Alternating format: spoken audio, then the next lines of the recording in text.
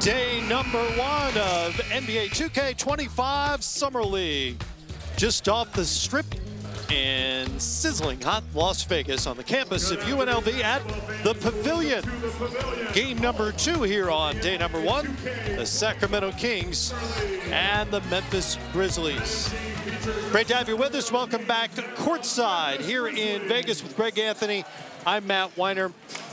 The 2 first-round picks for these 2 teams, unfortunately, will not be on the floor here today. Looking forward to watching those guys. Got a taste of Zach Edey in Salt Lake City. For more on why we will not see him here in this game, let's bring in Bill Kareem.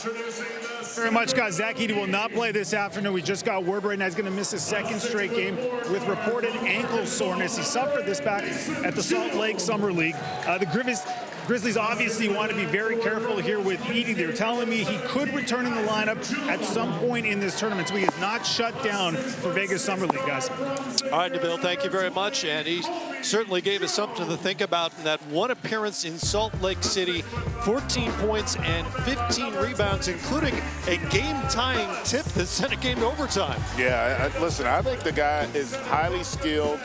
You know, he moves well. He's not going to blow you away with his ability to move, but his strength, his athleticism, and his IQ were on full display. And I tell you what, I really foresee him being a part of their rotation this year, which is saying a lot because this is a team, their record doesn't say it because of all the adversity and injuries they dealt with a season ago. But they're a playoff team. Yeah. And I think this is a young man that's going to have the opportunity that's been created. No Steven Adams moving forward. I think he's got a great opportunity to work himself into that rotation. Sacramento Kings won't have their first-round pick either, but for longer term, the 13th overall pick, Devin Carter out of Providence has undergone shoulder surgery on a torn labrum. He expects to be, or they expect him to be out deep into the upcoming season. Keon Ellis will be on the floor here for Sacramento, someone who found himself a regular rotation spot with the Kings last season. I tell you what, he was a breath of fresh air for Sacramento and filled in valiantly. Remember, they had some issues at that off-guard position with the starting guard, Kevin Huerter, at times, and Keon Ellis came in, gave him a great point of attack defender, shot the 3-ball reasonably well. It just played at a really high level, and I think he's someone that's going to be a part of their rotation potentially moving forward. All right, let's check out your starting lineups here so far. The Kings essentially gathered every player they could name Jones and put him into the starting lineup here this afternoon. Colby, Mason, and Isaac, along with Ellis and the former Gonzaga star Drew Timme starting for the Kings. The Memphis Grizzlies have familiar names as well. Scottie Pippen Jr., who came on as a 2-way player last season. Cam Spencer from the Nationals champion UConn Huskies. Jake LaRavia trying to prove himself here in his 3rd straight Summer League. G.G. Jackson, a revelation last year as the youngest player in the NBA. And Trey Jemison for the Grizzlies as you look at Zach Edey on the bench for Memphis.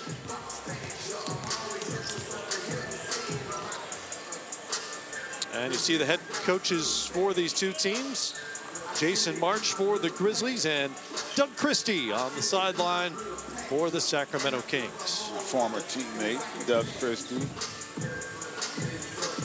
Seattle, Washington native. 15 years in the league. Played. I didn't realize he played with 7 different teams. Yeah. I was thinking of him as a King. Yeah, his glory years were with the Kings. He was a terrific player for them. And great collegiate career at Pepperdine.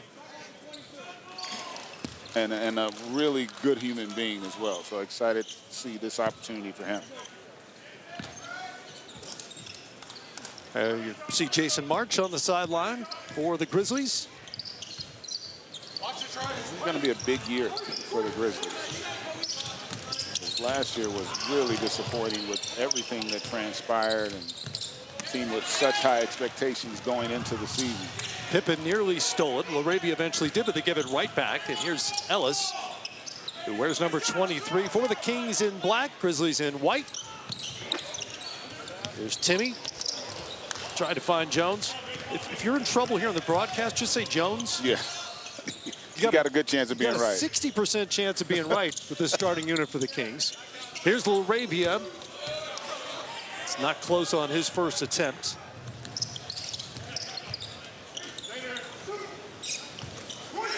Cross court. to Mason Jones. Bodies on the deck. Pippen comes away with it. Here's G.G. Jackson. Scottie Pippen Jr. has been really active defensively here to start this game. 3 turnovers already for the Kings in the first minute and 10 seconds or so. And Jackson makes them pay on the other end. A quick timeout for Sacramento. An ugly start for the Kings. Doug Christie has seen enough already at minute 15 he would like to discuss.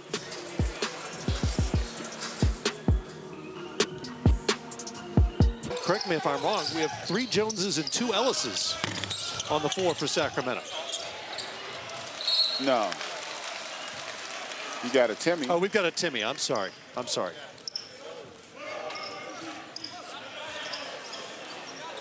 Boogie Ellis did enter the game. We lost to Jones. We gained an Ellis. Yeah, and the Ellis has come in being physical. He and Scottie Pippen Jr. introducing themselves to one another. Scottie Pippen Jr. could very easily have been called for an offensive foul there. Trying to ward off the defender with that left arm. Makes his way to the rim. And a great job defensively by Ellis. And that's what you were talking about. That's what Doug Christie wanted to see. Yeah, and you want to always don't allow one team to have more intensity than you have. And Ellis has come in and kind of changed that. And that pressure right there didn't allow for Memphis to get into their set. And Pippen tried to go one-on-one, and Ellis was up to the task. Pippen listed at 6'3", Ellis at 6'1". It was last touched, I believe, by, well, I thought it was Ellis. Danielle Scott has the final authority here. And she says it's Sacramento ball. Must have been tipped on its way out. Grizzlies lead at 3-0 here. Sacramento has been a grease fire on this end of the floor so far. 2 minutes in. Long way to go. Yeah, well, part of it is, too, they don't really have a traditional point guard with the group they have out on the floor. Jones. Ellis will tee up a 3. That's not going to fall. G.G. Jackson comes back the other way. He has the only points here early on. Strong drive. Stronger defense by Isaac Jones. Pippen up top. And a big flush. Trey Jemison. That was a really good find by Pippen Jr. there after the rejection. Arabia trying to force things defensively. Ellis to Timmy. A little push shot from Timmy. Played last season with the Wisconsin Herd in the G League after an incredibly accomplished college career. Arabia turns the corner, and nice drive by Jake Arabia. Good attack there. Much better shot selection by Arabia. Arabia missed the last 2 games of the Salt Lake City event with minor ankle soreness. He's back on the floor, entering his 3rd NBA season. Nice job here, change of pace, and turns that corner and able to ward off the defender there for the nice finish. So many drivers nowadays have that, nowadays I should say, have that finish where they don't touch the ball with the offhand. Well, something maybe Steve Nash started. I can't, he's the first guy I can think of who did it consistently. That's a good call. It is a great play, though, because it doesn't allow for that defender to swipe down on it. Just another ill-advised pass there that leads to a turnover for Sacramento. 6 turnover already. And again, it's the Grizzlies scoring on the other end. All 5 starters have now connected, and it's 12-2. Ellis will stop and drop it home on the mid-range. Offensively right now, Sacramento's struggling to just create good looks in the half court. Jackson, and he's bumped by Colby Jones. And I love G.G. Jackson's energy and activity level. And you see here just a good job with that cross-court pass. The defense a little in disarray there, and Pippen Jr. able to knock down that triple. And Edie was approving. He liked it. Pippen spins. LaRavia. High release, short on the 3. Kings looking to run. It's Boogie Ellis. Jones had it. Jones lost it. Turnover number 7 Spencer comes away. Pull up three, up and in for Cam Spencer. It's never a good sign when you have more turnovers than minutes played in a quarter. Or buckets made, for that matter. Yeah, it was 7-2 right now in terms of the turnover to bucket disparity. Grizzlies taking advantage here. We'll see if Sacramento can regroup. With a cohesive offensive possession here so far. Boogie Ellis has it, hounded by Pippen. Shot will go up, and a much-needed bucket from Keon Ellis. Yeah, it's a big basket, but even that possession disjointed. They just don't seem to be able to get into their offense. Pippen's being hounded by Boogie Ellis on the other end. Grizzlies got back the miss. And here's Cam Spencer. Hit a pull-up three a few moments ago. Try another one from the wing. That's short. Keon Ellis has it. Earned himself real minutes last year. Even in the postseason for Sacramento in his third NBA season.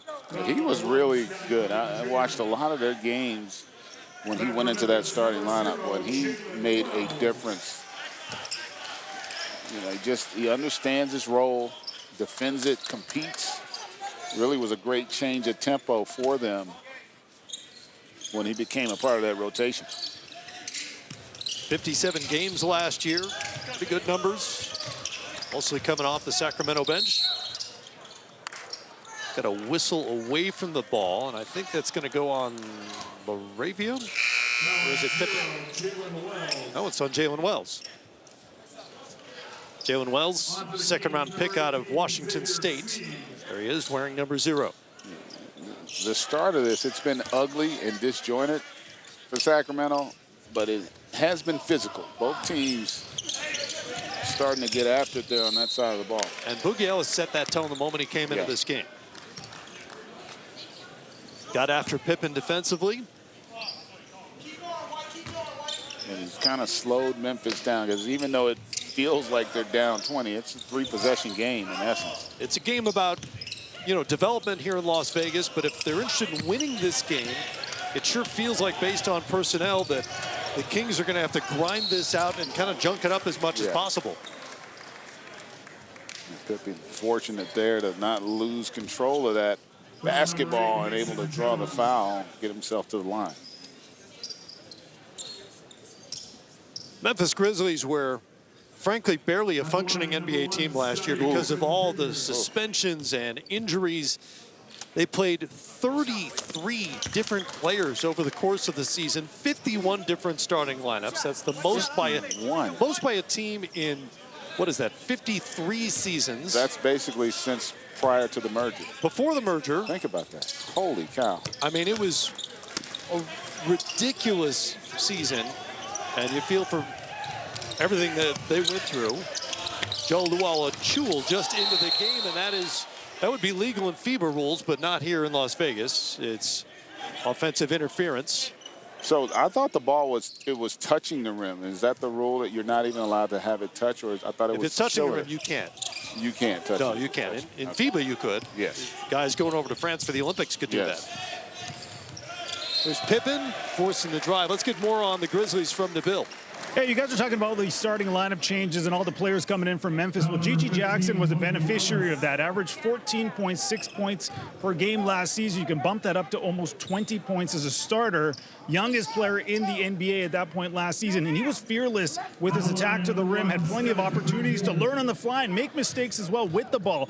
Now with Memphis getting healthy again, it'll be interesting to see how he fares off the ball, playing off others, spacing the floor. GA would love your take on that approach with his role change.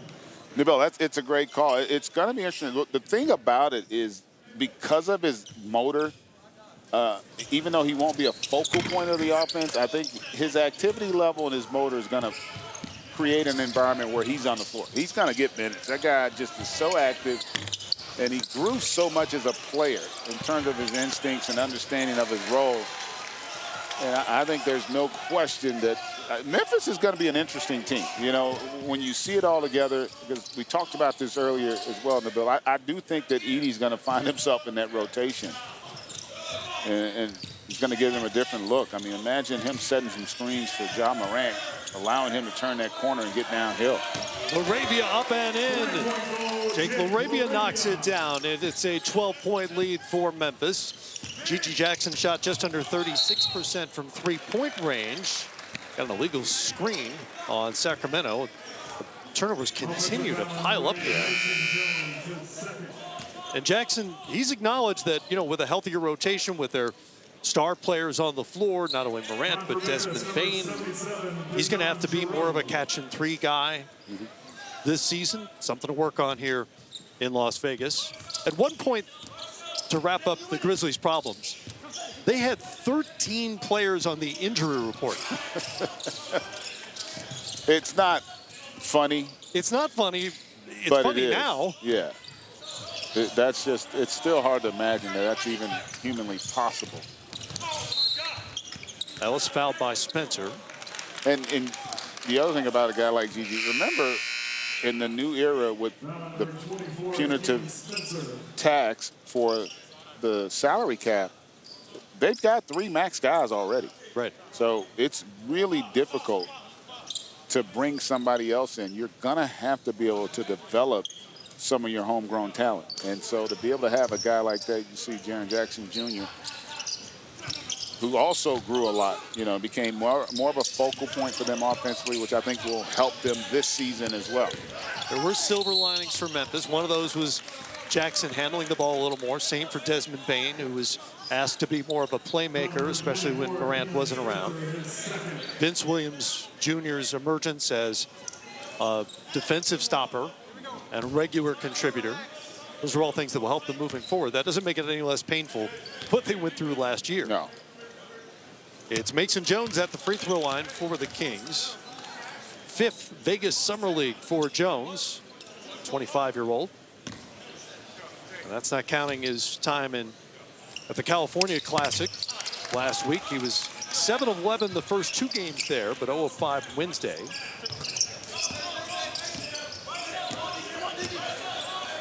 Well, Pippen.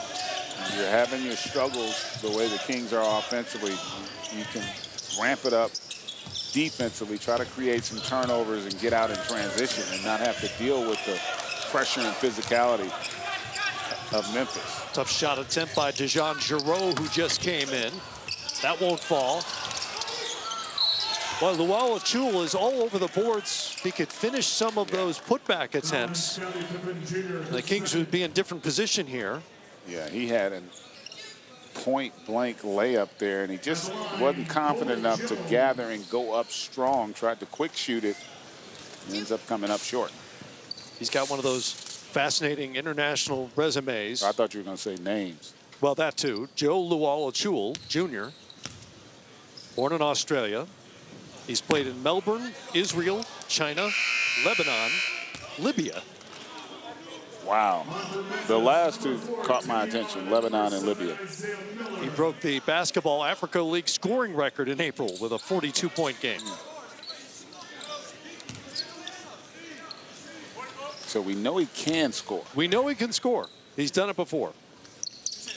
Actually had really good numbers at the California Classic. 16 points a game, just under 8 boards while he was there. Shot 71%. I'm going to guess most of those were near the rim. Yeah. Turnover by Memphis. Sacramento has numbers. Crawford couldn't handle it. Isaiah Crawford, wearing the goggles, just came in, couldn't finish. Here's the rookie Wells, and that will count as a bucket. And for Wells, that'll be his first bucket as a pro, and didn't get to see it go through the rim. Yeah, and that was a really good pass by Laravia. Another turnover. Quick turnover. Free throws. And it's Jarreau to the line, and that is the 11th turnover of this first quarter. It's amazing that they could have the struggles that they're having, but when you look at it, they don't have guys that are comfortable handling pressure. A pressure handle is a little bit different than having an ability to create a move or create a shot. And credit Memphis understanding their personnel and not allowing them to run their offense. We've been talking about here, you get the foul there, and they're just Sacramento all discombobulated right now. Just don't really have a sense of what they're trying to accomplish offensively. Our statistician, Supreme David Freed, is scrambling to find the Summer League record for turnovers. In a quarter. Well, in the first quarter. They're on pace for 44. Yeah, I'm going to go out on the limb and say they got a chance to break the first quarter record. They're one more, and they're going to have it. They've got as many turnovers as shot attempts right now. Nice pass inside and a basket. Okay, that swings the ratio in the right direction as Crawford completes the play. And a nice look inside by Luala Jewell Jr. Yeah, well, not pretty, but effective. Here, you know, he just gathered enough, had his head up there, and for Memphis, number 45, and able to get a much-needed basket. To be honest, listen, to have that many turnovers and have only given up 25 points, that's pretty impressive. Like, that's a lot of turnovers. 16 points off those turnovers so far.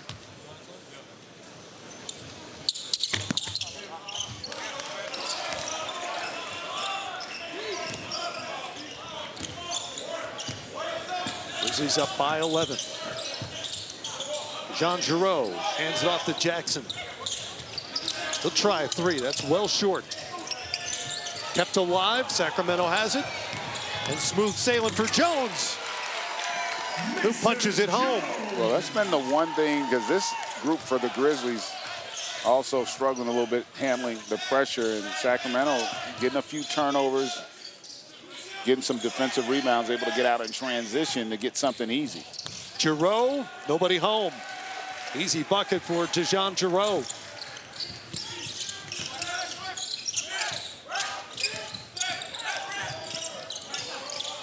Mason Jones to Crawford on the wing. Inside a minute to go here in the first quarter. I think they just broke the record. That's 12.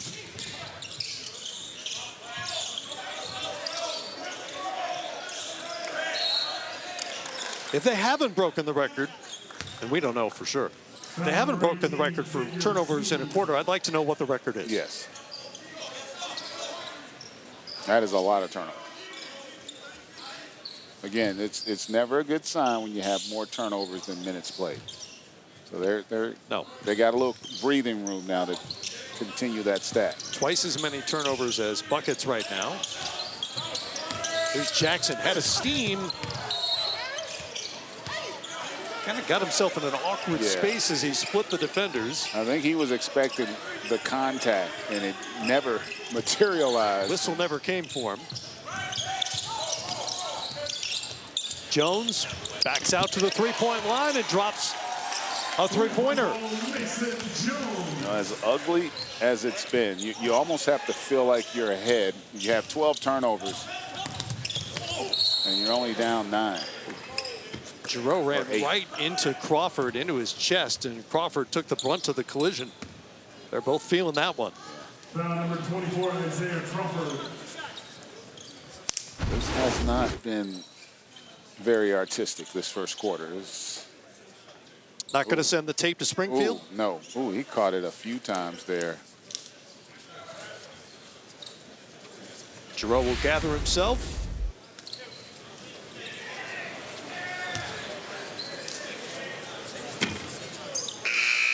Giroux started the last 2 games in the Salt Lake City event in place of Jake LaRavia.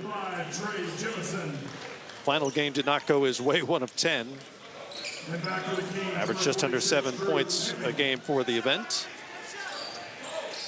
But to the point about how many players that Memphis churned through last season, he was 1 of 6 on the Summer League roster who played for the NBA team last year. Wow. Yeah, it was a season from hell if you're the Memphis Grizzlies. Shot clock is off. Because the shot clock hasn't really been the problem for Sacramento here so far. Getting shots off, that has been a problem. Here's Jones. Get a good look at 3. It's wide right from Isaac Jones. And the Kings, after 12 turnovers, are probably feeling pretty good about trailing by 9. That's where things stand with the second quarter on the way.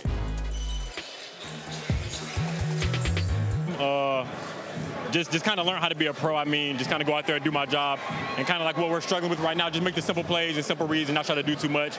I think that's kind of what got me where I'm at right now. So I think we have to execute that right here in the second quarter to get ourselves back in the game. Thank you.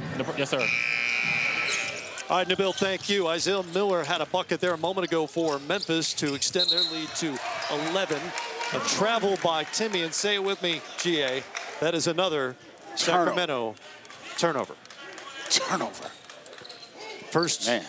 And you know what? I feel bad for the guys because a lot of these aren't necessarily the personnel's fault. Like, you're asking guys to have to do things that they're not comfortable doing. And as an athlete, that's like a cardinal sin as a coach. You never want to ask a player to do things they're not comfortable doing. That's typically a recipe for disaster. Carry call against G.G. Jackson there. Now, one thing if you're Sacramento, when you're dealing with this kind of pressure, throw the ball ahead.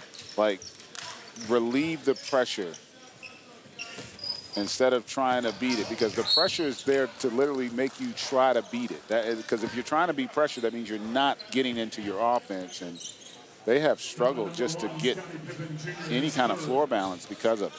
Third personal foul on Scottie Pippen Jr. Not that fouls are a particular concern here in Summer League. Still get 10? Still get 10.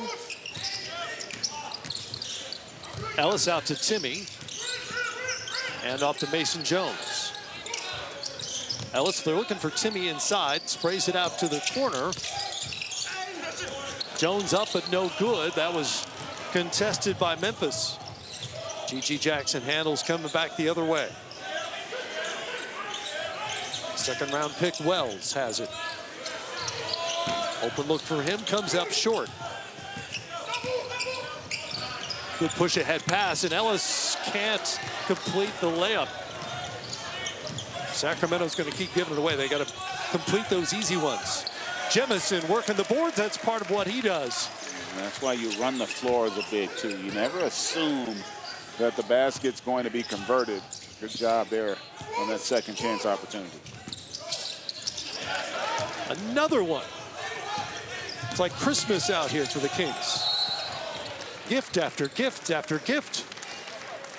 If you're Doug Christie and their coaching staff, you just got to be really frustrated with the inability of this group to get into offense.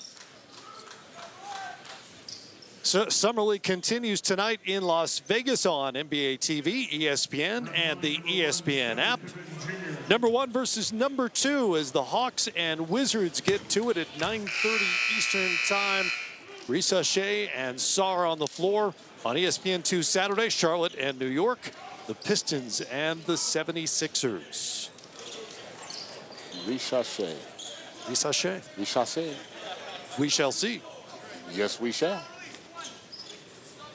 Scottie Pippen Jr. at the line.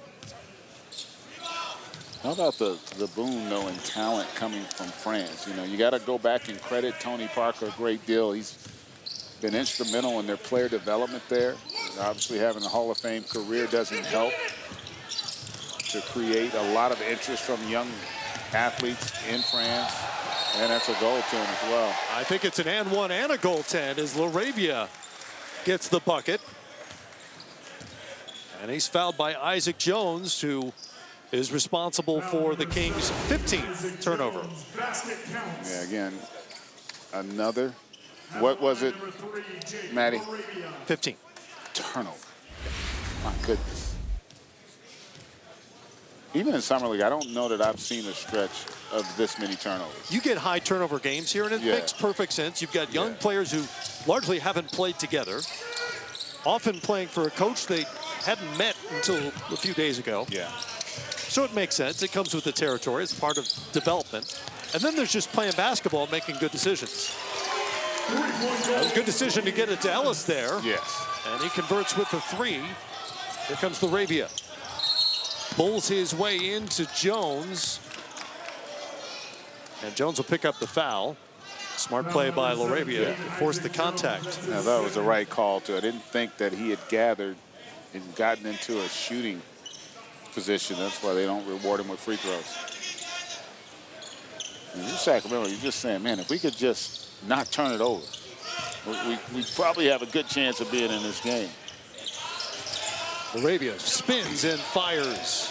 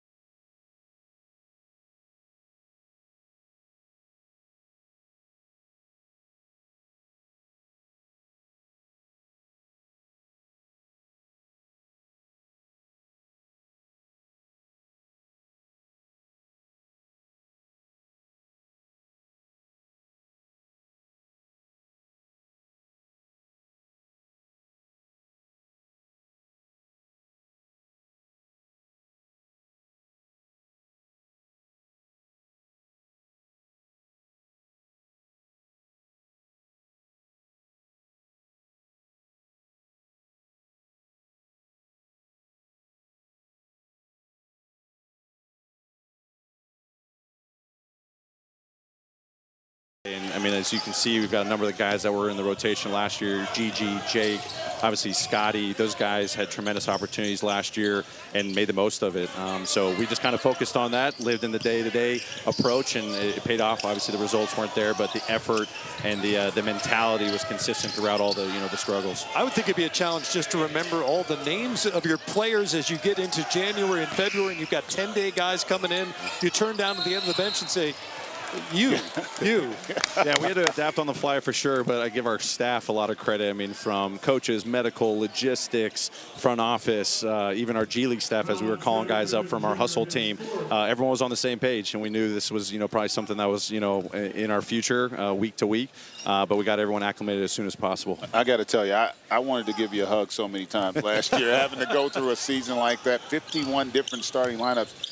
You know, what did you learn about yourself going through that, right? Because I got to imagine you never had that kind of an experience. Yeah, I mean, I give a lot of credit to what's now the G League. I grew up in the D League, and you knew it was inevitable that your roster was going to change, day to day, week to week. So how you just lived in the moment. So adaptability was something that was definitely tested. Hadn't seen that, much in my NBA career outside of, the developmental league time. But then, you got to get creative, which was, exciting to me. We were trying to do some different things offensively, and obviously, we missed, having our healthy roster to be able to see what that was going to look like. But getting to see these other guys get developmental opportunities within the system that we're hopefully going to be able to, unleash, next season when we're fully healthy was really exciting. So creativity, adaptability was probably the thing I leaned into the most, and I grew a lot. I had to make sure that I was staying consistent every single day, not worrying about what happened, the previous game, or if someone was in or out and we were changing on the fly. I wanted our guys to have that same consistent mentality, and I give them the most credit because their reaction to how I was approaching every single day just fueled me even more. Ken, let me ask you, when you think about a guy like Zachy, right, there's all this talk, but so many people were surprised. How highly did you guys have him rated? And then also, I get a sense like he's going to be expected to play for you guys this year. Yeah, won't give you our exact draft board, but he was a guy we were definitely following the last couple of years. I mean, you saw the progress he made, all 4 years at Purdue. He's got this competitive fire. He's got this willingness to want to be coached and expand his game. Obviously, his role changed from freshman year, sophomore year, and obviously two-time player of the year. But his impact on the game in so many different ways, offensively and defensively, fits a lot of the characteristics that we stand for. Being, a team that prioritizes the paint on offense, prioritizes the paint on defense. Obviously, he was playing on the low block a lot, but he grew his playmaking skills, seeing double and triple teams. So having bigs that can be guys that can be facilitators, whether it's on the interior or out on the perimeter, is going to be big for us. And I think he's got some versatility that, you didn't get to see a lot at the collegiate level that we're going to lean into. But we obviously prioritize, having the best paint defense in the league and the rim protection, partnering him with JJ, as you said. I think he's going to get a lot of great opportunity. We can play a lot of different ways. We can play big with him out there. We can play with 4 smalls out there with him. It's going to be an exciting challenge for me. But the fact that he goes out there and he plays winning basketball, that's what we fell in love with. And his strengths are pretty obvious, Yep. obviously, with his size and his shooting touch on the interior.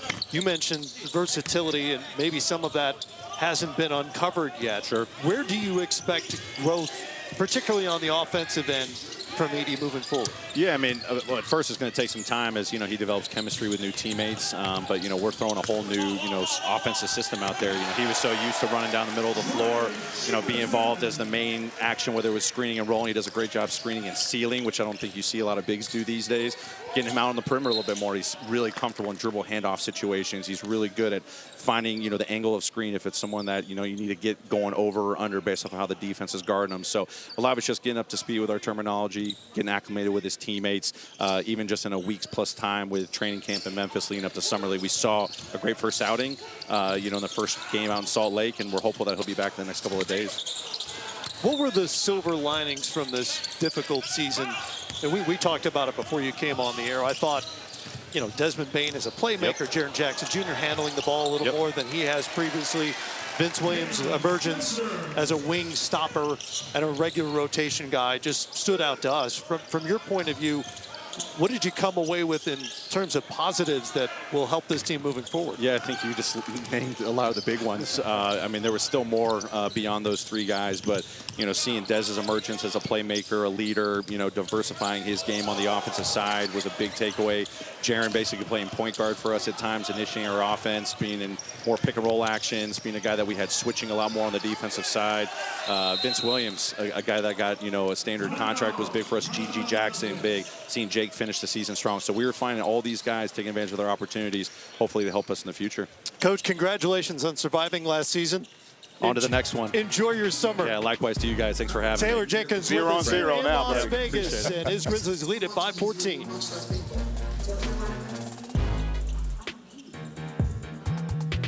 And they're Just spoke with head coach Taylor Jenkins. I don't know if you saw that or not at home. yeah.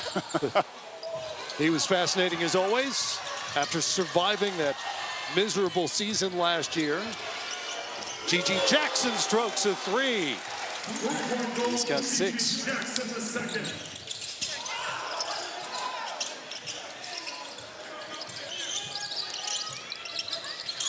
Joe Luala-Chewell handling, gives it up. And here's Isaiah Crawford. Chewell gets a hand on everything. Can't always collect it. The strength there you saw of G.G. Jackson. He just was not to be denied on that rebound. LaRavia, catch and shoot 3. And a nice finish from LaRavia. He's got 11. Well, we know he can definitely shoot the basketball. No question about that. He's one of the many on this Memphis roster who's got to find a way to stay on the floor. He had injury problems last year as well. Better numbers late in the season when there were more opportunities for him. A bunch of injuries his first 2 years, lower leg, back. He had a corneal abrasion in November, missed 29 games last season. There he is again, off the front rim this time. Adonis Arms into the game for Sacramento and a finish to cut the lead to 16. Final minute here in the second quarter. Screen from Jemison springs Jackson for a wide open look, and it rattles out. They got time for a 2-for-1 do the Kings if they want to take it. Keon Ellis will pull up. Not close. Sometimes that 2-for-1 can backfire. He's forcing a shot. Pippen caught in the air, but he was fouled before he came down by Crawford. And also led to that opportunity in transition for Sacramento.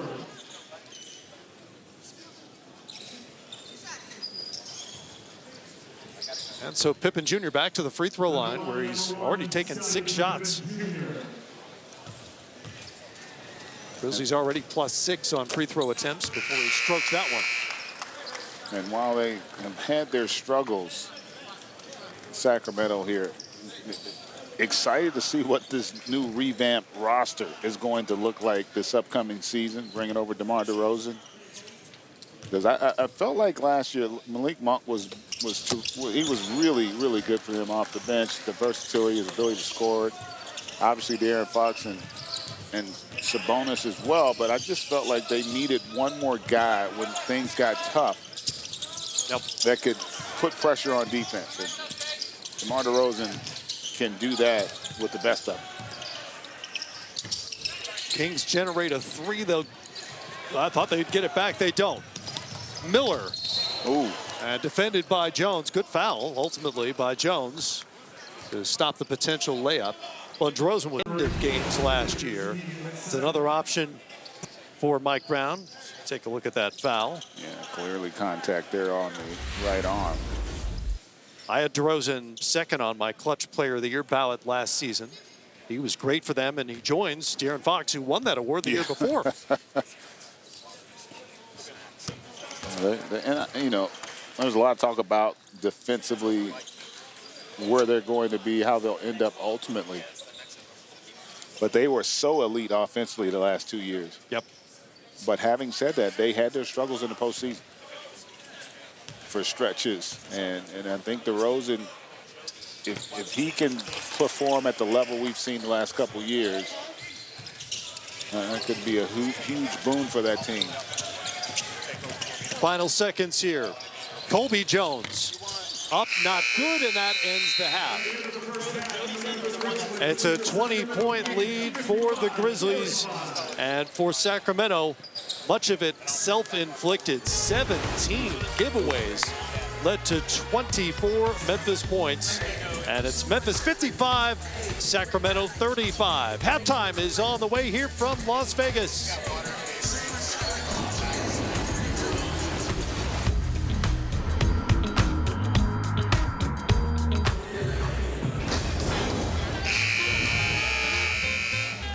It's NBA 2K25 Summer League here from Las Vegas.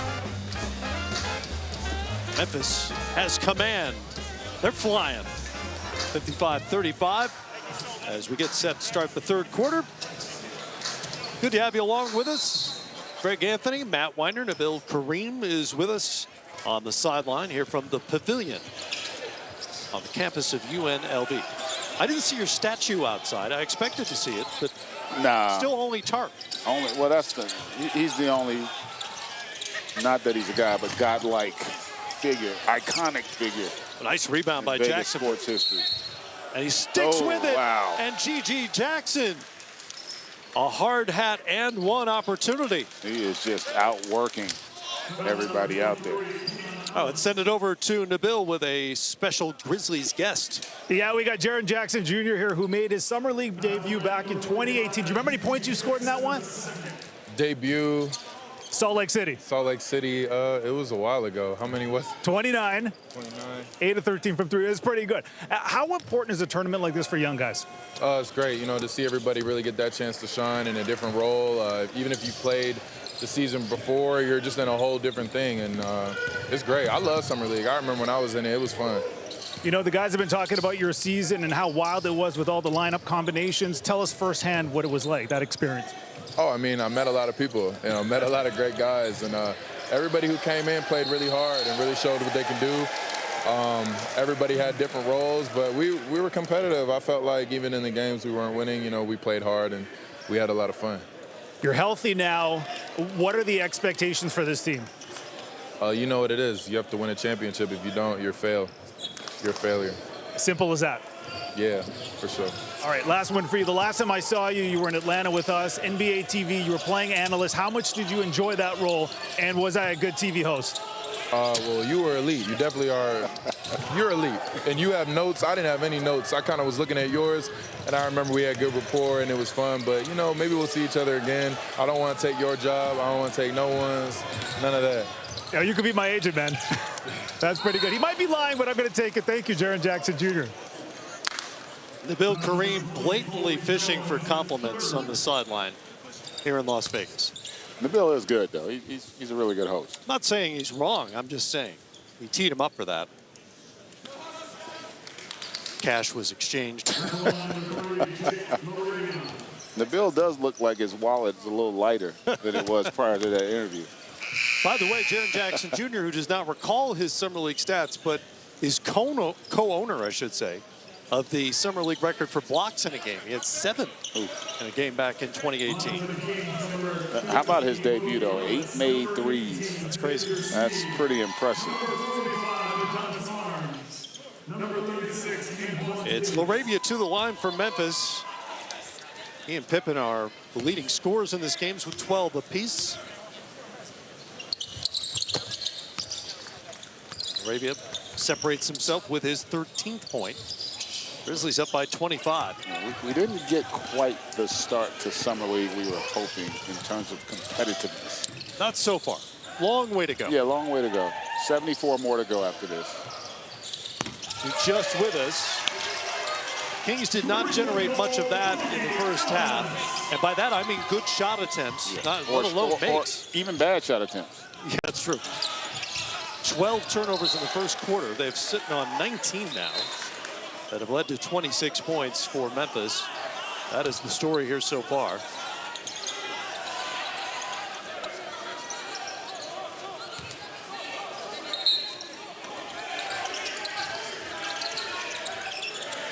Cam Spencer, the national champ, comes up short.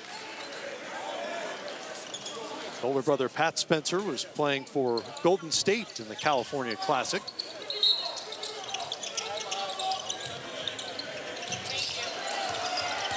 Laravia forces the issue, sprays it out to Pippen. He comes up well short. Spencer has it inside. G.G. Jackson, left hand, no good. The wall of Chewell grabs the board. They didn't score. I tell you what, I love that unselfishness and the ball movement on that possession. Spencer got a hand on it. Cross-court pass, that's a giveaway. Laravia has it. In the open floor, it's Jackson. Hangs does not hit. We've now reached the 20 turnover threshold. Ooh. I tell you, if you're Mike Brown right now, you're probably looking to go do an interview or something just to stop watching this. What do you think?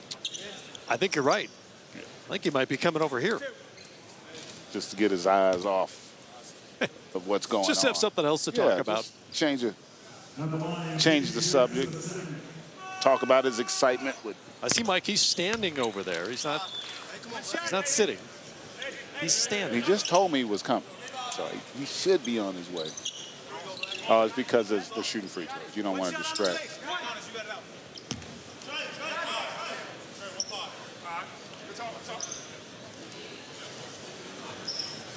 Tell you what, Memphis is going to have some size on that front line. Think about G.G. Jackson and Jaren Jackson Jr. Zach Edey. Man. It's Coach Brown making the walk. Talk with him in a minute here. Coach Brown just got a contract extension. Feeling good about himself. Yeah. Summer. Well deserved. Well deserved.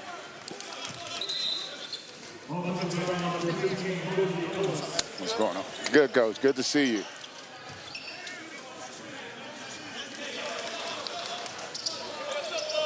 Another turnover by Sacramento. That's 20. Why you have to say that as he's sitting down? He knows how many turnovers they got. He's just watching. Mike just had to go there. Mike knows how I operate. It's just the facts here. It's no the judgment. facts, and No sometimes judgment. the facts hurt. Yeah, sometimes they do. Yeah, man, it's like big fella, like big bruising fella. If you turn the ball over 12 times in a 10-minute quarter, it's probably not going to go your way. You're in trouble. You're more than in trouble. Well, we're going to focus big picture. Big picture. Yeah, I like, okay. I'd rather focus big picture. Yeah. Big picture I can understand that right now. We got the new contract extension. Congratulations on that. And thank you. Obviously the blockbuster deal to bring on DeMar DeRozan. Talk about the thought process for you in that front office going that direction. You know, obviously DeMar is a proven player, and he's had a wonderful career at the highest level, and he's a guy that can go get you a bucket. And you know, obviously late in the season, Kevin Huerter goes down, then Malik Monk goes down with a month left in the season, and put a lot of pressure on Fox to go get it, especially down the stretch, and to have a guy, a veteran guy that has seen a lot of defenses thrown at him, from double teams to triple teams to boxing ones, and that, you name it, and him still be able to have the production that he has had is somebody that we felt would help our guys tremendously. And doing that, you know, too, the way we play with the movement and all that other stuff, we felt it could help his game as well. Because now, you know, he doesn't necessarily have to hold on to it and ISO it and go get it all the time. He's going to be able to get it off of movement. He's going to be able to get it off of DHOs with Domas and whoever else. And so I think it's a pretty good fit.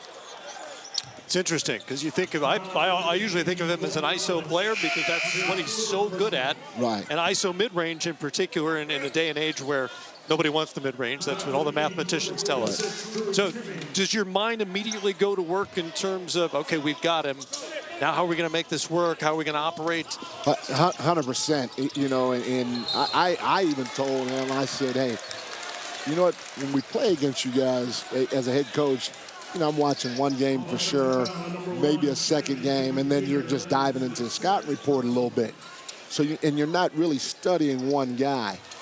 And so I said, hey, I thought you were just a catch guy on the wing or on the block, and you ISO'd or even at the elbows. I said, watching you more now, you're playing a lot of pick and roll. Not only that, you're coming off of DHOs. You're bringing the ball in transition, you know. And so to be able to see those things after diving into the film on him, it gets me excited because those are things that we do. Our 1 through 4 are interchangeable, so anybody can bring it. But we play through Domus a lot, and so coming off Domus's DHO is going to be beneficial for him and for me and for us. Like I said, you know, you look at your team and. You know, while there's a lot of talk about how disappointing it was with the injuries, you guys weren't far off from where you were the year prior. Yeah.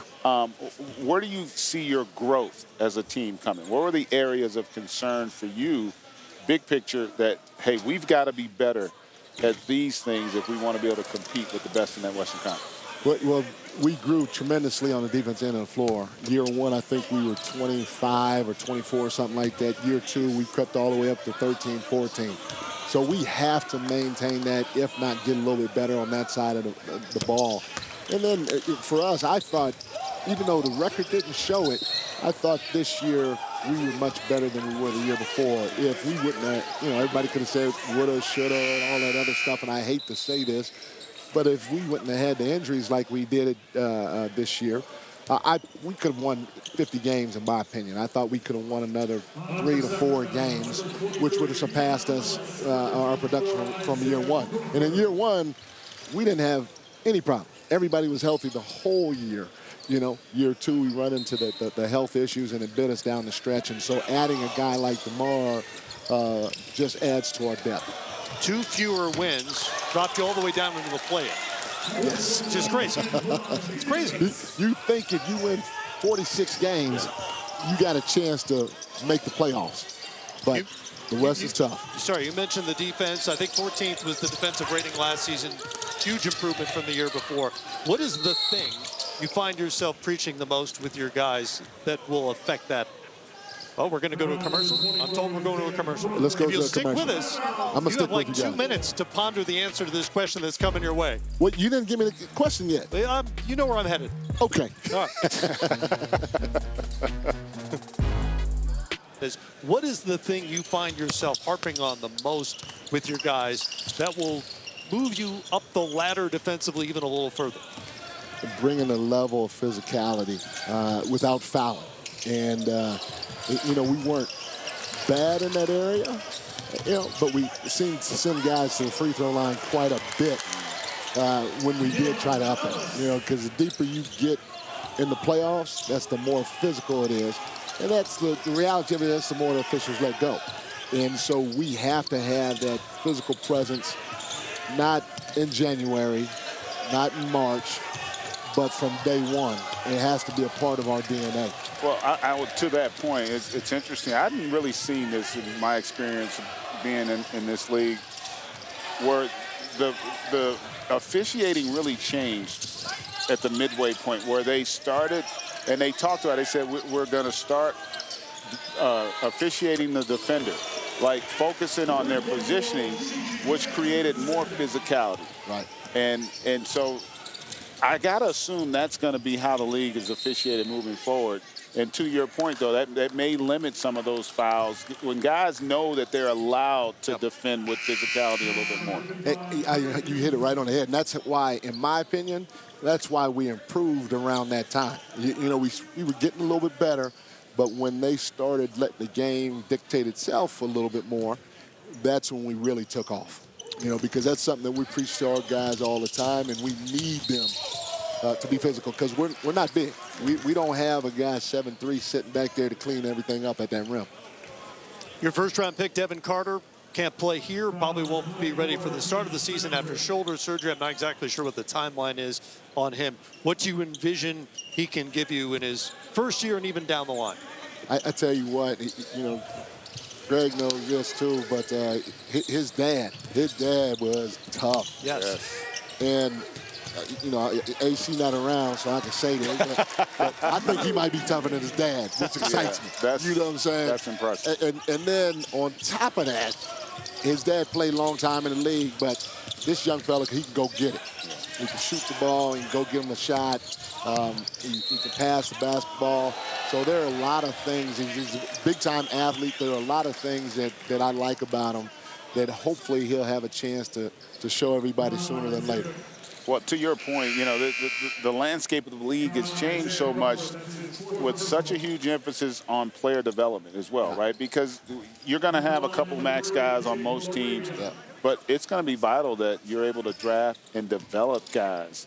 And talk about, from your perspective and your organization's perspective, the emphasis there. No, it's huge. And, you know, it's evident with Keon Ellis. Here's a guy that was not drafted at all, that ended up starting 17 games for us and played very well.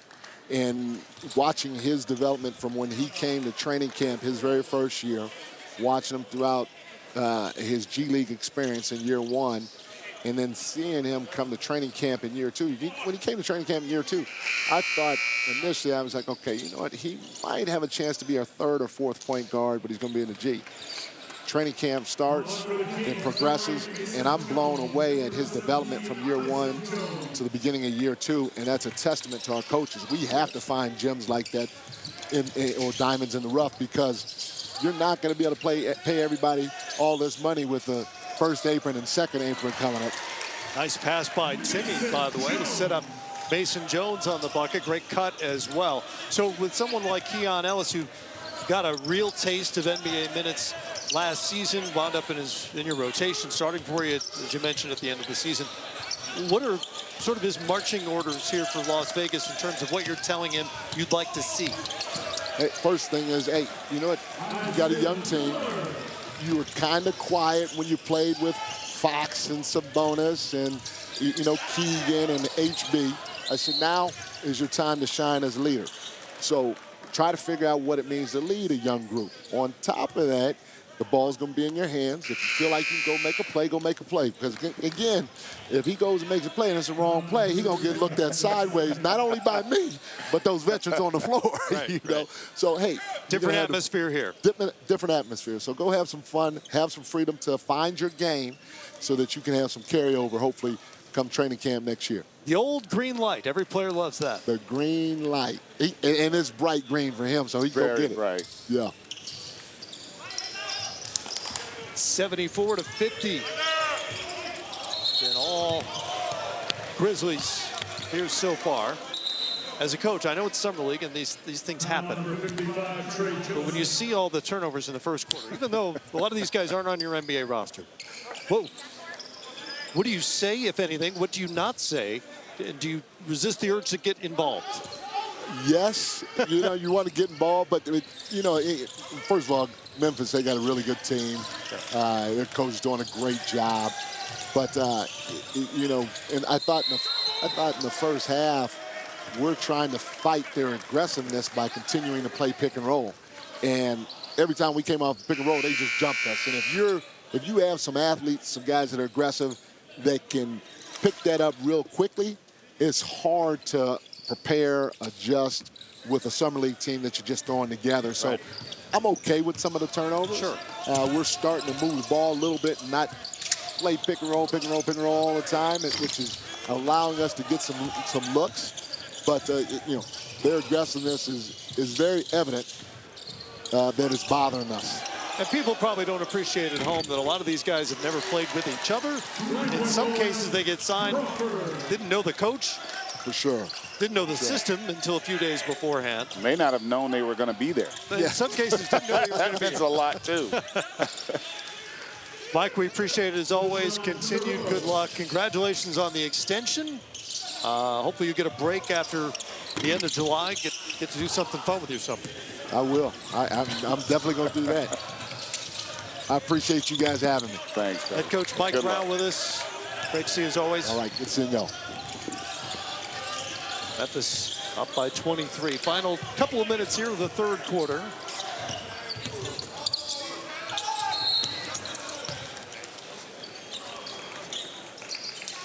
And we will take a break on that whistle with 2:07 to go. Grizzlies remain on top, 76-53.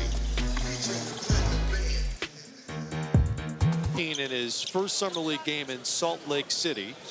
Number 9 overall pick, back-to-back player of the year, a dominant college force. But GA, there were obvious questions. There were obvious pros and obvious cons when it came to Edey in terms of his ability or lack thereof, depending on your perspective, to switch in a switchable league or a league where switching is certainly valued. Seems like more of a fit with the Grizzlies than most potential drafting teams.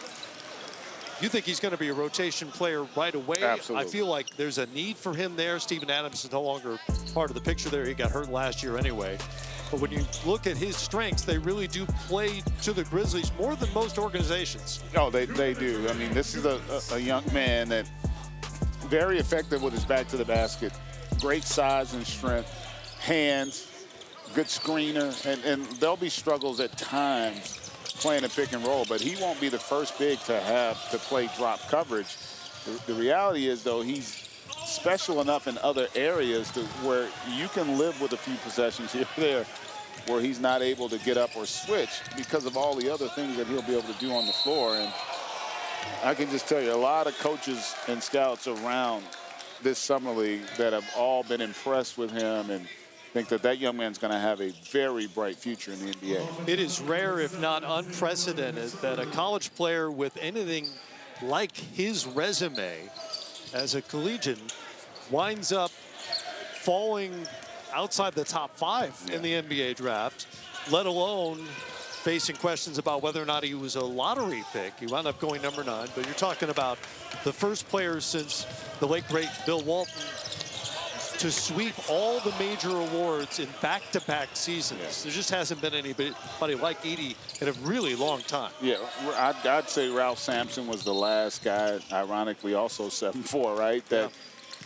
But he had more athletic ability, could play more in space in an era where you didn't really have bigs playing space. But Zach Edey's going to be really good, and I think he's going to bring a lot of smiles to Coach Jenkins and that coaching staff's face and those players. They're going to enjoy playing with that young man because he's going to take a lot of pressure off of you.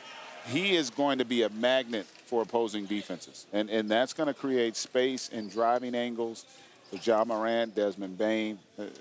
I'm excited to see how he ultimately fits in with the Grizzlies. To me, the question on Edey moving forward, and not to boil it down to one point, but that's what I'm going to do. Can the Grizzlies force their opponents to play bigger than they want to because of Edey's presence on the floor? Yeah, and that's also because of Morant and Bane, and particularly Morant. Morant is such a special talent, and he really compromises defenses probably as much as anybody in the league. And when you have a guy like that and then you have an anchor on the other side, it just creates avenues for attack that it's going to be difficult to contend with for opposing defenses. Because they got shooting, they've got size when they go big. And remember also, you're going to be out there oftentimes with Jaren Jackson Jr. Yep. Who's got that 7'4" wingspan, who can play in space. So you can invert stuff. You can be creative defensively if you're Taylor Jenkins and how you utilize him where you don't have to expose him up top as much.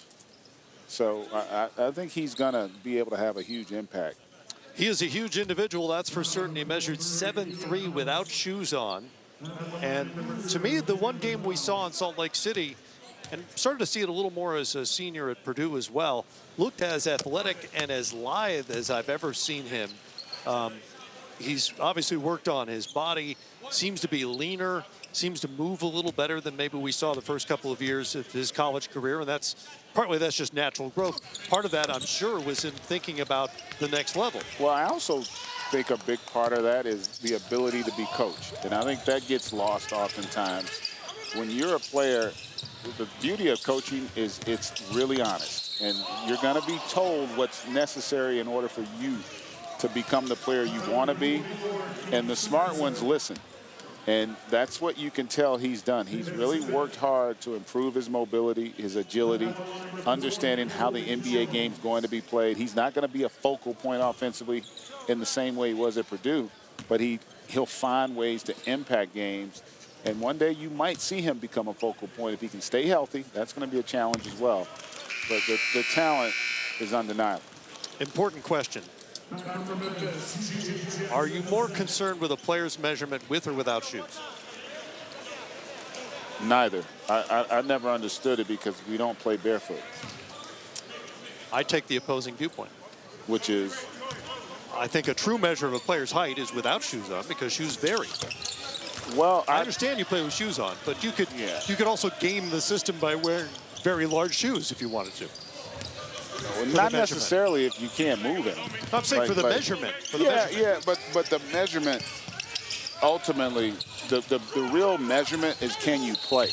Oh, I get that. I get That's that. like most guys. There are a lot of guys. Listen, Donovan Mitchell is measured at 6'1.5" barefoot. Sure, understood. Doesn't play 6'1". I'm not arguing that. And so I don't think that aspect of it for me matters. I don't really get caught up in what a guy's measured at. I'm just, can you play? And no matter your size, can you play at this level? I totally agree with that point. The height, and in fact, a lot of folks would tell you standing reach is more important anyway than your head height, because you're playing with your hands, not with your head. Yeah. But the point I'm making is if you want to measure height, it's without shoes. Oh, yeah, I'm not. That's your actual height. Yeah, that is your height. And I guess that could be considered important, but ultimately is can you play? Because even with standing, look, there are a lot of guys that got really long arms that can't play. Sure, of And there's course. some guys, Desmond Bain might have the shortest arms in the league. Very short arms for his height, yes. Just signed a max contract. Tyler Hero has Tyler Hero. negative wingspan. Yeah, if you can play and you have great skill and you've got the right mental approach, you're going to be successful in this league. And that's the beauty of it. That's why a lot of it is mental. And can you handle the adversity, the difficulty, the tough times, and those turnovers continue to go up for Sacramento. So, and the reality is this as well, and you know this, man. If you go look at the history of the draft, of any sport, half the guys that go in the first round don't pan out. No, of at course least not. half. It's as much art as science. It Yeah. really is. And so ultimately, if you find somebody you believe in, you create an environment and see if you can develop it. Well shot. It comes up short at the buzzer. No matter, because the Grizzlies remain on top. A 22-point lead headed into the fourth.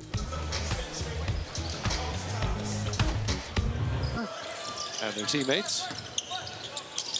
Here, Sacramento Kings just kept giving the ball away, continue to do so. 24 turnovers with a quarter to go here, and they trail it 79-60. Sacramento was really Memphis' best teammate.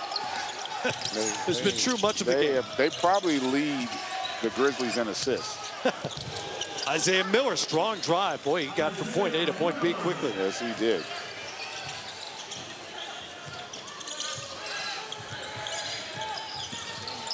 It's 8 points now for Miller.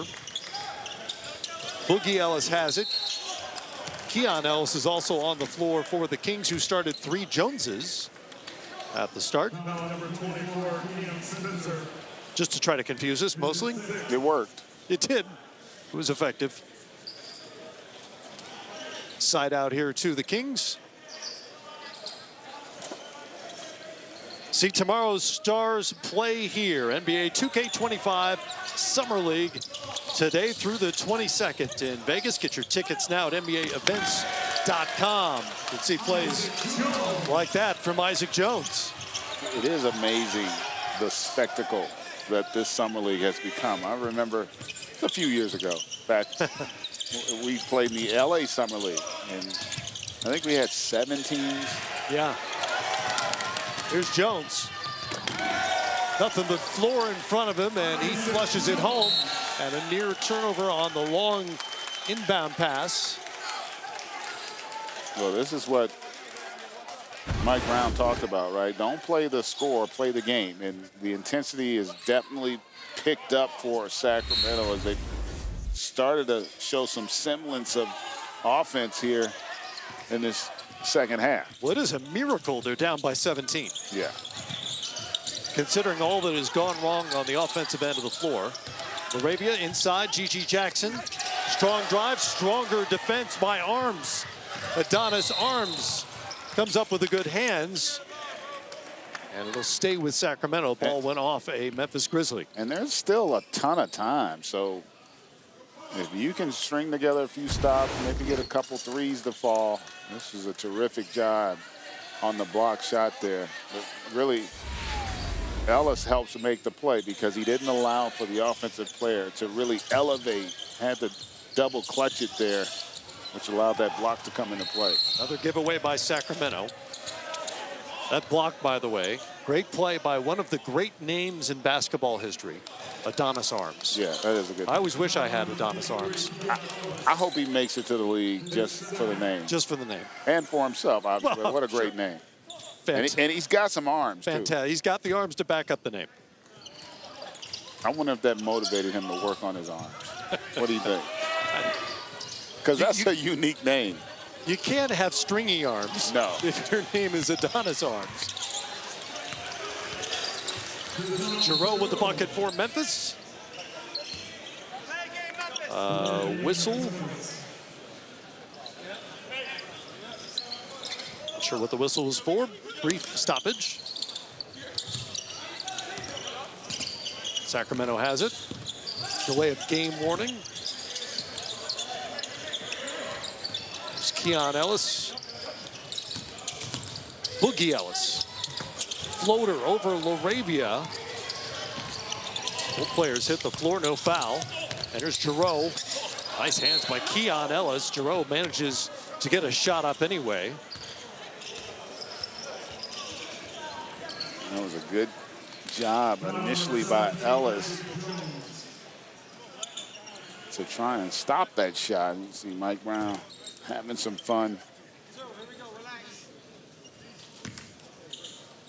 Giroux is one of the Grizzlies who signed 10-day contracts. He signed 2 of them last season. Averaged just under 5 points a game. Averaged 18 a game with the Memphis Hustle in the G League. Spent 3 years at the University of Houston.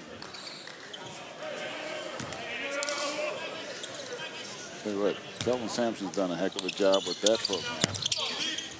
Returned them to some glory back in their five Slamma Jamma days. Hard to match those glory days. Oh, my goodness. Keem Olajuwon, Clyde Drexler. Man. Boogie Ellis, deep 2 off the back rim. Keon Ellis comes down with it. Swings it back out to Boogie Ellis. I was thinking about the best athletic duo in college, right? Michael and Worthy was pretty damn good. Dream and Drexler, yeah, really good as well. I mean, high-level athleticism and skill. Right? About as good as you get with those 4. Phi Slamma Jamma was just such a cool nickname. That was a cool name. An identity for that program. Back for Memphis, number 1, Scottie Pippen Jr. back into the game for Memphis. Speaking of athleticism, his pop was pretty good. Got some in his genes. Cam Spencer in traffic. Somehow got that up, but falls off the rim harmlessly. And a foul on, I think, Jemison, with Miller coming down, or Jones, excuse me, coming down with that rebound. Let's swing it over to Nabil. Hey guys, we got to look at Scottie Pippen Jr. right there. One of the bright spots towards the end of last season for Memphis, had a real strong finish in the final 24 games. And Taylor Jenkins says he sees potential in him, especially with his playmaking ability. Says they're continuing to encourage him to grow that part of his game. Now, Pippen doesn't need much motivation. He says he's been doubted at every single level that he's played, even though he's been successful and he's always produced. But guys, obviously tough when your last name is synonymous with greatness in the NBA. It's a lot to live up to, Nabil. Arms was using those arms to hang on the rim there, and it is a timeout with 6:34 to go, and Sacramento suddenly within shouting distance here. Tells me. Yeah.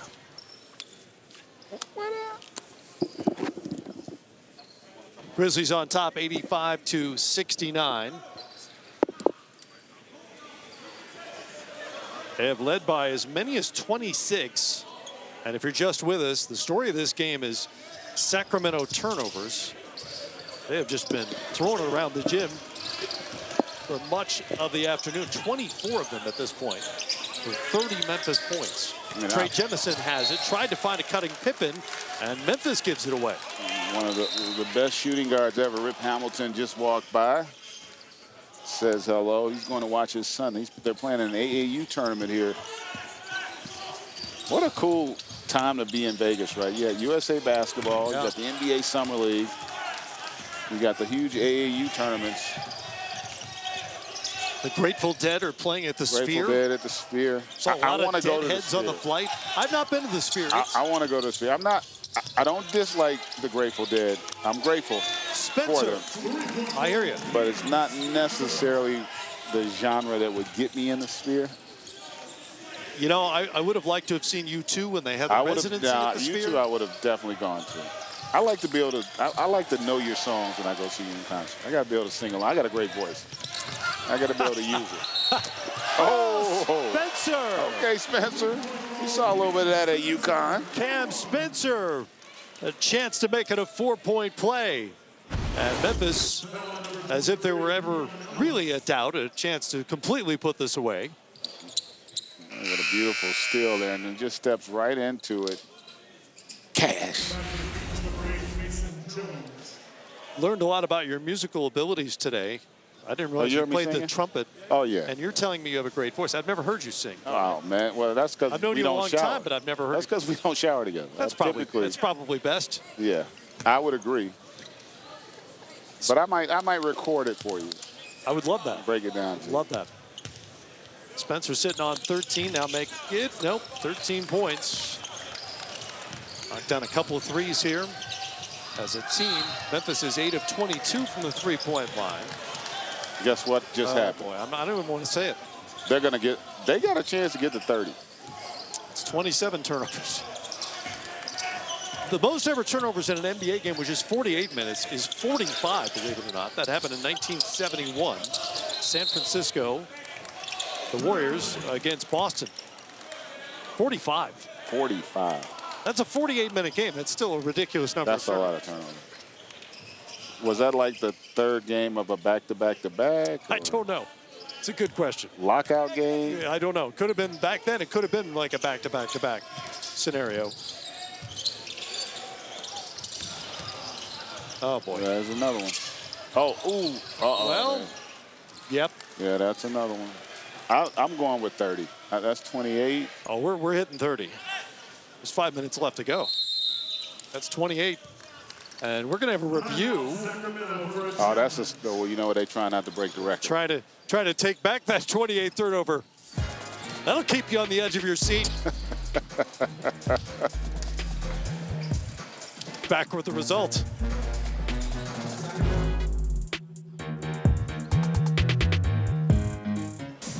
Scott Wall.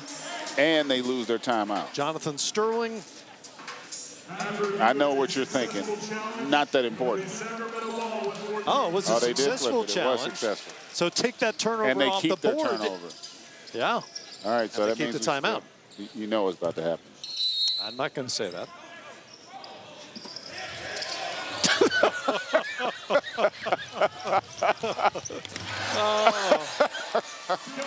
Oh, And I'm not laughing at their misery, folks. It has been that kind of It's just been that kind of night. for You know? Sacramento. You got to be able to laugh at it. You called it.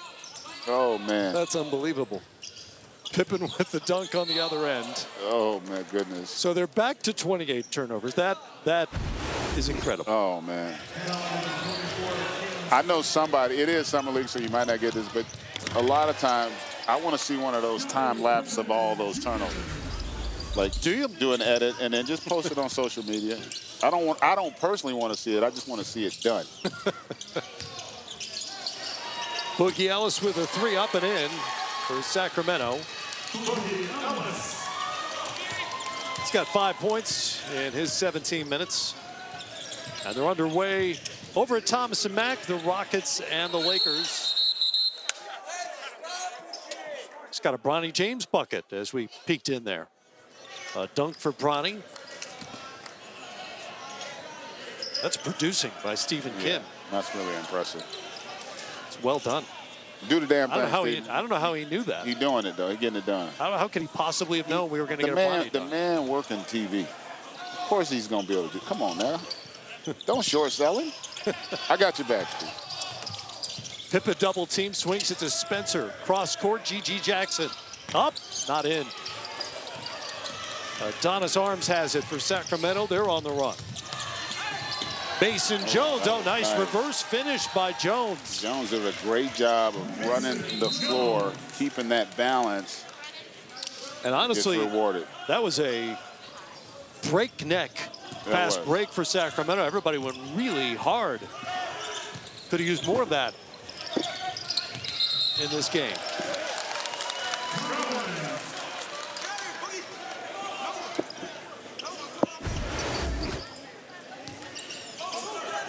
You see how he's running that floor, though?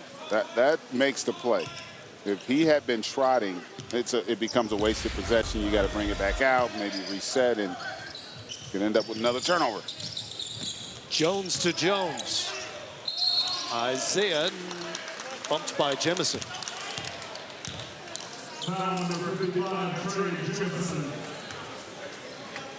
Isaac, I should say, not Isaiah. Isaac Jones, undrafted out of Washington State, 6'9". Just celebrated his 24th birthday yesterday. Coming up tonight on ESPN, number 1 versus number 2. Zachary Risache, Alexander Sarr, Hawks and the Wizards. And tomorrow on ESPN 2, it's the Hornets and Knicks, Pistons and 76ers starting at 5 Eastern time.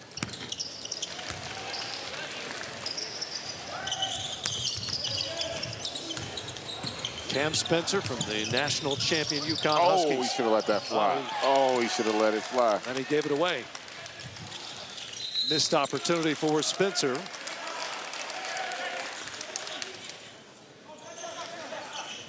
You know, something he'll learn at this level. When you get an open shot as a shooter, you take it.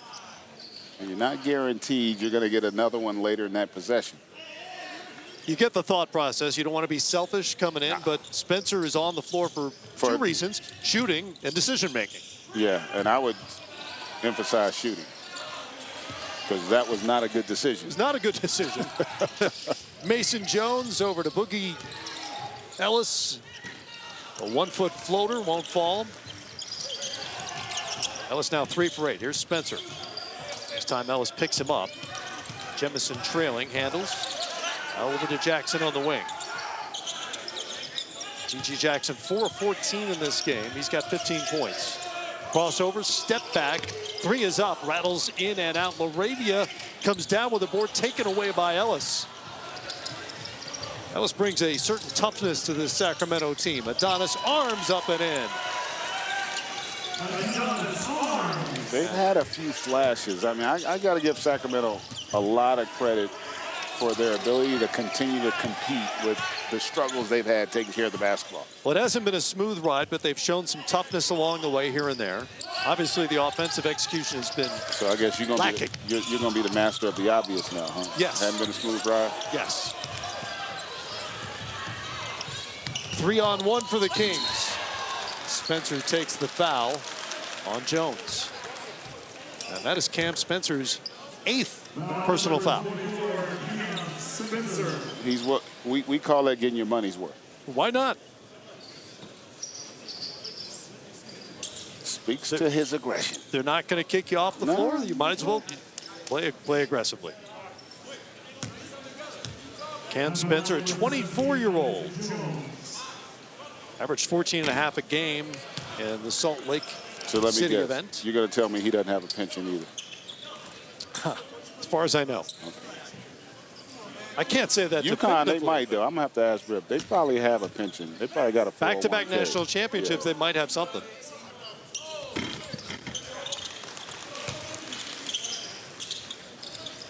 It's a 10-0 run here. And the lead is down to 13, but time obviously running out. There's the obvious again, GA. And the way sports work as a competitor. Laravia. What Sacramento's going to say, man, if we could have just taken care of the ball, we'd probably win that game. Ifs and buts. And listen, that first quarter was brutal. It really was. They never got any kind of continuity offensively. They may not get to 30. It's True. Minute 44 to go. Pippen. It's the second time a Grizzly has caught the ball near the free throw line and turned and found no defender in front of it and looked surprised by it. I would have been surprised as well. You typically get defended at that spot. Oh, there's turnover number 29. Now we've got a real race on. Time versus turnovers. Laravia with his second dunk in about 45 seconds. What do you think happens? I don't know. Minute 25 to go. Go out on a limb. I'm going to say they Make get a to 30. suggestion. They get to 30. I'm going to say they do it. And they've done it. All right. There they it is. did it. Oh, my Turnover number 30. Oh, We're not goodness. rooting, but wow. We wanted to see history. That's really what it was. Jackson with the bucket on the other end. 39 points now on 30 turnovers. I was going to say just hold it, but then that'd be a shot clock violation, which would also be a turnover. Also a turnover. Ending the possession with a shot attempt would not be a turnover. Oh, but no. Instead, They just broke the record. Arms gives it away. They broke the Summer League record on the last one. That was the Spring League. You're just making up statistics now. I'm telling you, look at the book.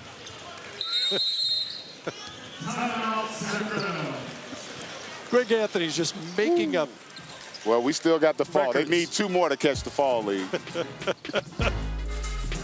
39 ticks to go. Can't come too soon for Sacramento. Woo!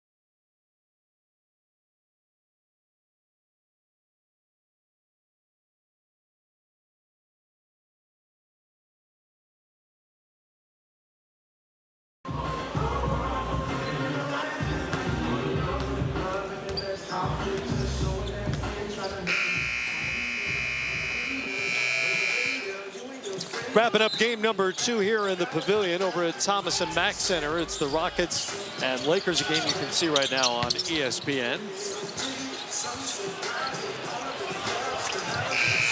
So Doug Christie took a timeout, what, a minute 15 into this game because his team had turned it over 3 times That already. was 27 turnovers ago. I know.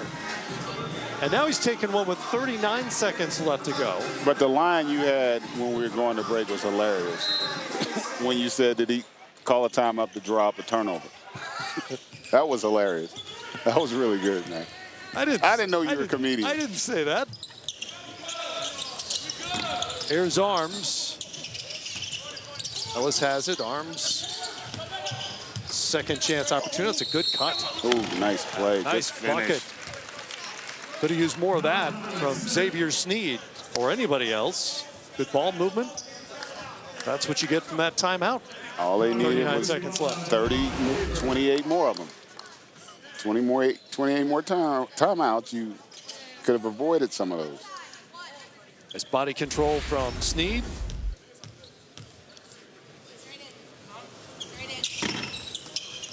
Competing in his 4th summer league. A couple times with Charlotte, once with Utah.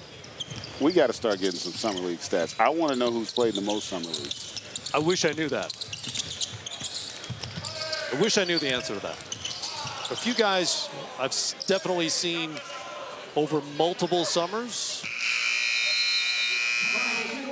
But typically they won't let you come back after 3 or 4. They won't? I mean, what if you're a nice guy, though? The teams don't generally want you if you've been. Well, I would think the too many same times. team might not. Yeah. But other teams. We've been here a lot. Been here. We may have been here for all 20. I've been here. This is it's been a lot. Probably 14 for Yeah, me. we've been here a lot. Yeah. I go back to 2010 with Summer League. What's crazy is to see what's what it's morphed into, right? For sure. It's pretty incredible.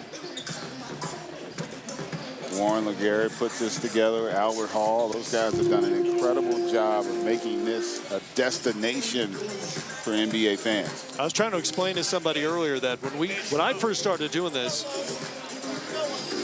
players would enter the game with numbers on that didn't match our rosters. Oh, yeah. Because a lot of PR folks weren't even here back then. Well, I'll give you a perspective. When we played, we used our practice jersey. We played in practice jersey. Yeah. And some guys had tape on the practice jersey. Grizzlies dominant. Kings turnovers killed them, obviously. And GG Jackson, the green light for him to get some shots up. Yes. Continue to expand his repertoire. He had an incredible rookie campaign. And I think he's got a really bright future. And he's got Nabil standing by to talk to him. Gigi, that was a dominant performance. How would you assess it? I feel like it started with the defensive end. We came out all cylinders firing, you know, guys picking up full. You know, I even picked up full a little bit. You know, that's something I'm trying to work on, but it definitely started with the defensive end. You were really one of the positives in a lost season last year. What did you take away as far as experiences from that year? You know, you get to play against the best players in the world. And, you know, some of those nights, head coach Taylor Jenkins, he put me on some of the best players.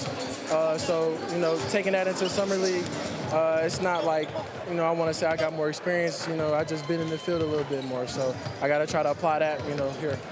With your team getting healthier this season, how do you approach your role on the team? You know, continue to knock down shots, just be as coachable as possible, and definitely work on the defensive end because I know I'm probably going to have to be a defensive-minded player from now on until, you know, some things happen. Thank you, Gigi. Yes, sir. Thank you. All right, Nabil, thank you much. GG Jackson with 17 points, finished plus 25. Game number 3 here from the Pavilion is coming up next. The Brooklyn Nets and Indiana Pacers. For now, it's all Memphis. They win at 103-281. Summer League continues from Vegas after the break.